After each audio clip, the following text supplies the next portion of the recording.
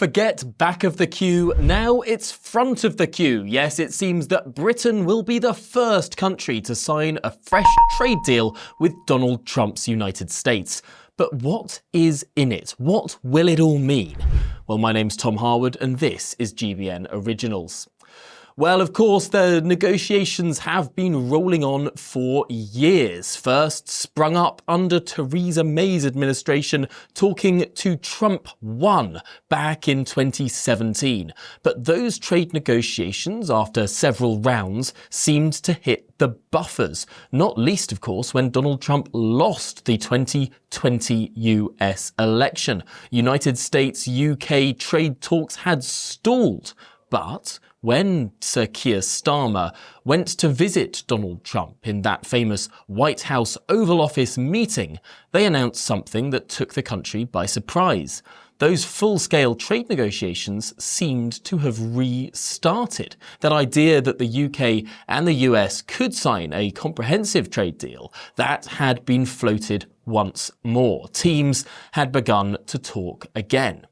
But is it all as it seems? Of course, we all remember Donald Trump's famous announcement on his so-called Liberation Day. Minimum universal tariffs around the world and specific higher tariffs for certain countries and certain industries. Indeed, higher tariffs on, for example, the car industry, but a minimum tariff of 10% across the board.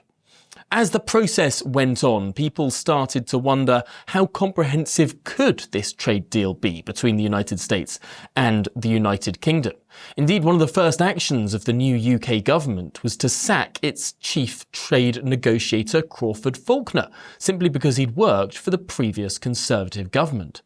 So, having lost some of that top-tier experience in terms of the UK negotiations, we started to see some suggestion that the ambition had been scaled back.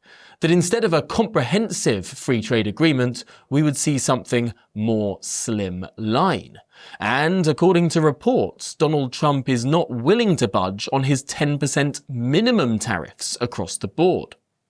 So, surprise really in Westminster this morning when people woke up to a Truth Social post from the United States President saying a deal would be signed with a big, important country.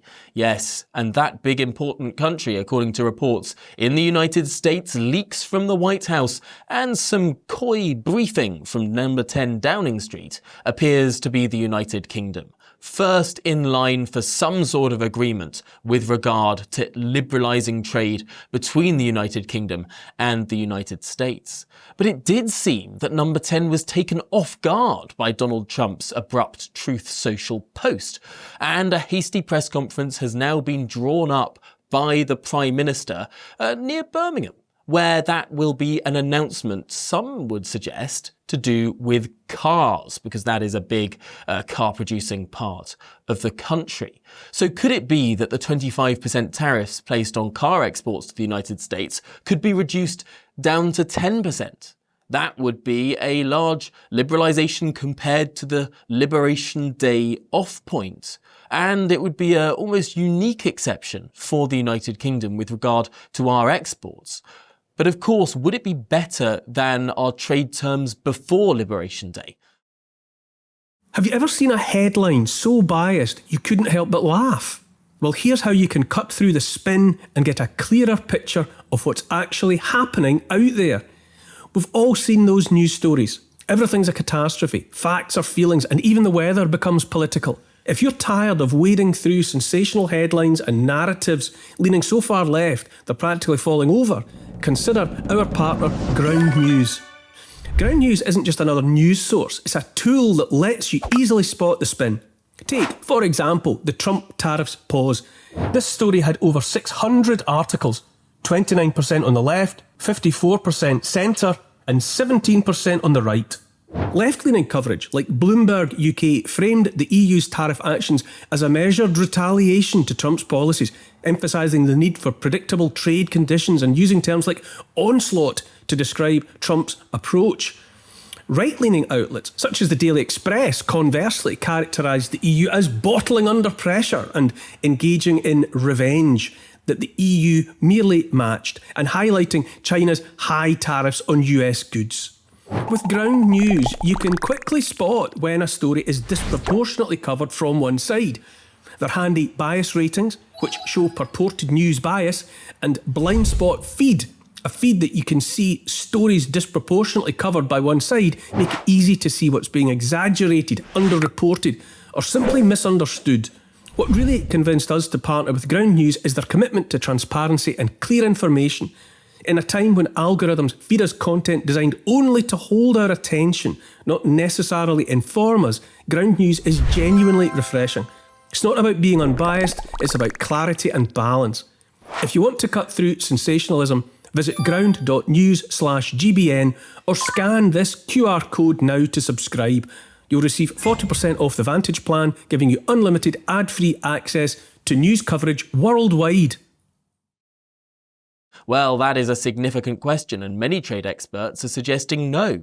No, it wouldn't be, because we would still see this universal 10% tariff. Still remains to be seen what precisely has been agreed across the board on that point. But there are deep questions here about the UK's trade policy with regard to the United States. Is a comprehensive free trade agreement still sort of burning in the background? Is this the start of a process rather than the end of a process? And what will Donald Trump say specifically? It seems that number 10 is sort of following what the White House is saying rather than leading it. So, despite the flurry of activity, the US trade team coming over to the United Kingdom just last week, and of course the constant negotiation between the UK Embassy and in Washington, DC, the Trade Department and chief trade negotiators of the White House, clearly something has been agreed. But there are big questions in terms of how comprehensive it will all be. And one final point to consider amongst all of this is remember back to 2016. Remember back to the European Union referendum when President Barack Obama flew over on a state visit to the United Kingdom in the middle of that campaign. He said something that was remarked upon widely at the time in the middle of a question and answer session. When he was asked about terms of trade, in a post-Brexit world, if the Leave side of the referendum were to have won, where would that place Britain vis-à-vis the United States? And President Obama said that the United Kingdom would be at the back of the queue.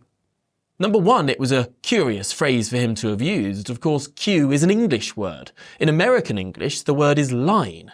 The United States doesn't see citizens queuing for things, they get in line, they don't get in the queue. So why did Barack Obama use that peculiarly English word, queue? Could it have been fed to him by number 10 Downing Street? That was, of course, the suggestion at the time. But it's clear that the United Kingdom is not at the back of the queue. Indeed, Donald Trump has been speaking about what sort of trade deals will be done with what sort of countries now ever since Liberation Day. He's been talking about deals with South Korea, deals with Japan, deals with Pacific countries. But it's the United Kingdom that seemingly has got to the front of that queue. Now, that's precisely the opposite of what the Obama administration had suggested way back in 2016. It remains to be seen just how deep, just how impressive, and just how comprehensive this trade agreement is. Of course, it seems to be a more muted agreement on tariffs at this stage. But also, the United Kingdom may be reducing the taxes, the extra taxes that we place on United States tech companies in return. If the United States lifts some of those heavier tariffs on, for example, our automotive exports, well, it seems that the United Kingdom might lift the digital services tax that we put on big companies like Amazon, and that has only been in place really for the last few years. The Americans see this as an affront to their leading tech sector and something equivalent to the tariffs that Donald Trump has placed on United Kingdom exports. Well, that tit for tat is going to take place, and no doubt we'll see more details throughout the course of the week. First, it will be the time of Donald Trump to speak at around 3 o'clock GMT, I should say BST, British Summer Time. And then around an hour later, or just over an hour later, we're expecting the words of Sir Keir Starmer. It's not going to be a joint press conference because this all seems to be hasty and last minute. But one thing's for certain. Of all the countries scrambling to get a quick deal with the United States, the United Kingdom is at the front. Well, we'll be following the process on this deal and exactly what it means for the United Kingdom, our economy, and particularly our exporters.